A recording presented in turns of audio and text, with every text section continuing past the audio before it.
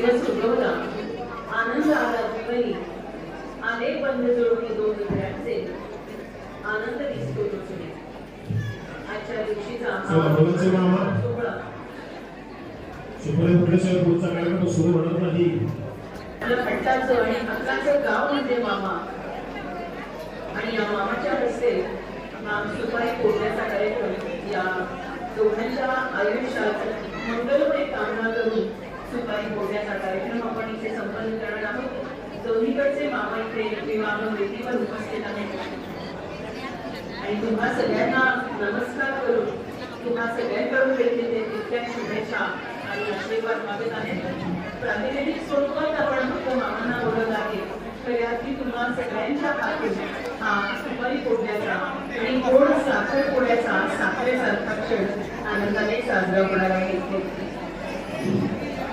या सुपारीत सामावलं आहे एक वचन जे आज दोन घराणी एकमेकांना देणार आहेत.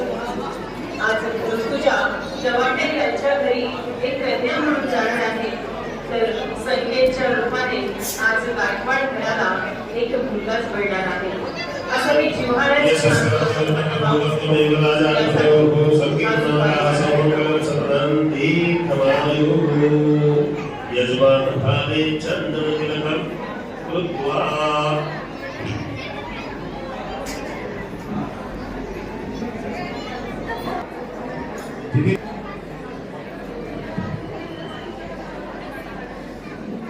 या दोघांच्या लग्नाची सुपारी फोडायची का? ऋतुजा आणि संकेत यांच्या लग्नाची सुपारी फोडायची का?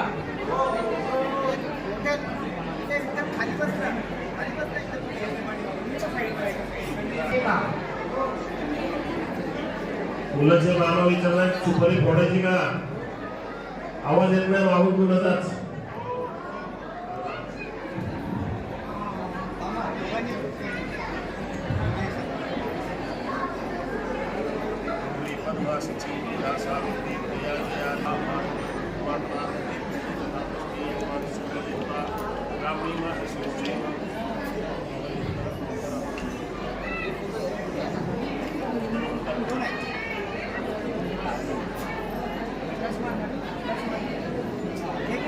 इकडे बघा दोघांनी मामा, इकडे बघा, इकडे काका, मामा दोघांना इकडे बघा, इथे बघा मामा, इथे फोडू नका.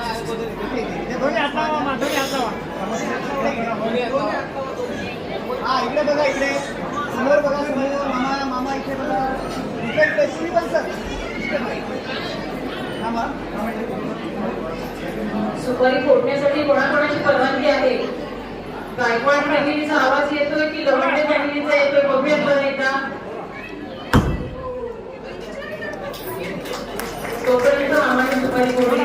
टाळ्यांचा आवाजात हा सुपारी फोडण्याचा साजरा झालाय. सुपारी फोडली आहे प्रेमाने आणि नाती जोडली आहे आपुलकीने. या सुपारी फोडण्याबरोबरच या दोघांचा संसार आता तुम्हा सगळ्यांच्या साक्षीने आणि आशीर्वादाने सुरुवात झाली असं म्हणायला हरकत नाही.